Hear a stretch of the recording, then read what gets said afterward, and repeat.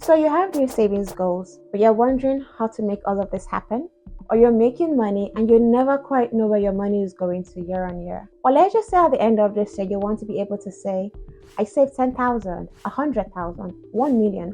Whatever your numbers are, this video is exactly for you. Here, I'm going to show you the 5-step process to saving more and exactly how to do it. Whatever your savings goals are, this works all the time. And no, they're not things you've typically heard every single time. I implement this process every single time I have a new savings goal, and you can copy my 5-step strategy. Hi, I'm Onyeka, a qualified accountant, risk manager, and your money coach. On this channel, all we talk about is actionable ways that you can become better with your money. I just want to tell you ahead of time that you're going to love this video, so grab your pen and a notepad and take notes, because you're going to come out of this knowing exactly what next steps to take. And yes, you are going to like this video. So ahead of time, just hit the like button and subscribe, turn on the notification bell so that you don't miss any future videos on this channel. Welcome to the community. Let's get in. Step 1, we're going to set the stage. The key question we're going to ask here is, what's the goal? And we are going to make this goal a SMART goal. So this is what SMART goals mean. We're going to make our goals specific, the first S. And this means that you need to define exactly what it is you want to achieve. So saying things like, I want to save more, does not count. You have to say exactly what it is you want to save. You want to make sure it's measurable. So how do you know when you've actually achieved progress in this goal? When will you know that you have met your goal? Next, we want to make sure it's achievable. This tells us that we have the capacity and the skill to achieve that goal. Next, we want to make sure our goals are relevant. So make sure that your goal is aligning to the objective. And then finally, make sure your goal is time bound. So set a deadline for completion and ensure it's a realistic one. That takes us to step 2. Let's look into the past. The key question here is, what are my numbers? And this is where we'll do some financial housekeeping to be sure that our goals are actually realistic. How do you know your numbers? The most important thing here is to know exactly how much you make and how much you spend. When we're looking at our income for a start, we're thinking about income from our salaries and income from any other sources. It could be side gig. The next thing we want to know is our spending. So how much do we spend every month and every year? We're classifying this into 2 sections, our fixed costs and our variable costs. Let me break that down. Our fixed costs are things that you typically spend the same amount on a routine basis. Some examples are your housing costs. So this could be your rent, this could be your mortgage, your car payment, insurance premiums, subscriptions and memberships, fitness memberships for your gym, or the streaming services like Netflix, Disney Plus that you pay for, tuition fees and childcare, telephone, internet, student loan, etc. These are all fixed costs because they are easier to budget because you know exactly what numbers you are paying for on a monthly basis. The second part is knowing your variable costs. Variable costs are a bit difficult to ascertain because they typically change, and sometimes you don't even really incur that cost in a particular month. An example is the cost for groceries. Some months you spend more on groceries than other months. I know I do. We think about gas, dining out for those who like to eat out. Think about entertainment costs when you go to the movies or concerts. Think about your medical care, hobbies, clothing, utility costs, etc. So all this will form your variable costs. Now, where do you find this information? You're going to get your bank statement at least 3 months back. Why 3 months? Because that's how much time at the very least that you need to establish a pattern to your spending. And this is useful, by the way, if you move into a new country. I'm going to put a link in the description below that just has a list of the fixed costs and the variable costs I just mentioned, so you have an idea of where to categorize your spending once you get those bank statements. And yes, get that bank statement today. And before I move on, I want to invite you to the Financial Life Workshop, Designing Your Financial Life for 2025. This class is going to guide you into setting those financial goals you have for yourself. And we're just going to work together for the next 60 to 90 minutes on crystallizing those goals.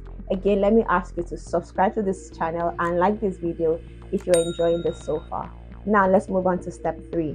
We're going to mop up. To do this, we're going to ask the key question, where can I cut back on expenses? Now, what we're going to look at in this aspect is the highest cost that we have.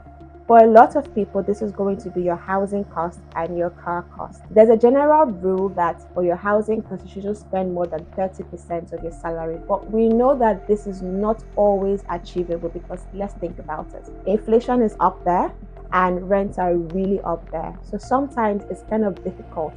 But what I'm going to suggest here is that as much as you can, try to keep that cost low. If you can manage it and keep your car cost low. Other things to think about are your subscriptions. If you check, I am very sure you will find subscriptions you have not used in the last 1 month. This is the rule you are going to apply. If you did not use it 3 months back to back, get rid of it. If there are subscriptions you can share, for example, Office 365 subscription, you get a family subscription, you can actually share with other people. That genuinely cuts down your costs. You don't have to pay for a full cost yourself. So these are areas. Think about where you can get bargains. A lot of people start to pay for things and you never actually consider the fact that you can call the supplier and tell them, or your vendor, and ask them to cut down the cost for you. There are even subscriptions you have on your device that if you try canceling today, they will offer you at least a 30% discount just to keep you on the service. So start looking for where you can make those bargains and where you can cut costs on certain membership and subscriptions you already have.